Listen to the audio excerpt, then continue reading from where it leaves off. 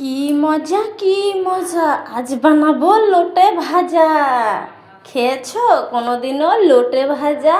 আসলে এই মাছগুলো প্রথম প্রথম যখন বাজারে দেখতাম তখন না দেখে গায়ের মধ্যে কেমন করে উঠতো, কেমন যেন একটা ল্যাসল্যাসে একটা ভাব মাছগুলো।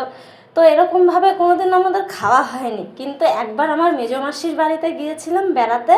তখন আমার মাসি নাম বলেনি, কিন্তু রান্না করে দিয়েছিল। আমি বললাম এটা কি মাছ? বললো আগে খেয়ে দেখ, যদি ভালো লাগে তবেই মাছের নামটা বলবো। তখন আমি খেলাম ভাত দিয়ে, তো আমার তো হেব্বি লেগেছিল, মানে সেই স্বাদ যাকে বলে। তারপর আমি মাসির কাছে নামটা জিজ্ঞেস করলাম। মাসি বললো ওই যে সেই মাছগুলো, যেই মাছটা তুই দেখলেই শুধু নাক ছিটকোস, খেতে চাস না, সেই মাছটা। আমি বললাম বাপরে বাপ, এত স্বাদ এই মাছের! আমার তো হেব্বি লেগেছে।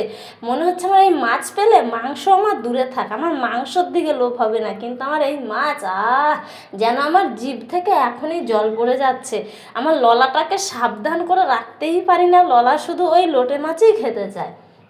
তো যাই হোক বন্ধুরা, আজকে তোমাদেরকে আমি সেই আমার লোটে মাছের কথাই তোমাদেরকে বলবো যে কিভাবে রান্না করলে ভালো লাগে। যারা আমার মতো আগে খেতে চাইতে না, তারা একবার যদি আমার এই রেসিপিটা দেখো না, একবারে দারুণ, চেটে পুটে আঙুল পর্যন্ত সেটে দেবে।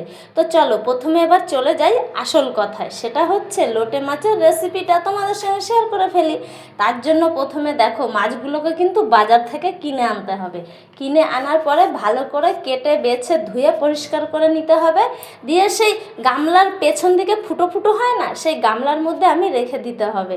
আমি রেখে দিয়েছিলাম, তোমাদের মন চাইলে তোমরা রাখতেও পারো, নাও রাখতে পারো। তাহলে কী হবে, ওই মাছের গায়ে যে জলটা লেগে থাকে সেই জলটা পরিষ্কার হয়ে যায়। তারপরে কড়াইয়ের মধ্যে দিয়ে দিতে হবে তেল। এবার হ্যাঁ, যারা শুকনো লঙ্কার বেটে খেতে চাও বা শুকনো লঙ্কা গুঁড়ো দিতে চাও, তারা সেটা দিতে পারো। কিন্তু এটা যেহেতু আমার ছেলেও খাবে, সেজন্য আমি এই মাছটাতে শুকনো লঙ্কার গুঁড়ো ব্যবহার করিনি। এটার মধ্যে আমি একদম কাঁচা লঙ্কা দিয়ে রান্না করেছি, কারণ ও শুকনো লঙ্কা খেতে পারে না।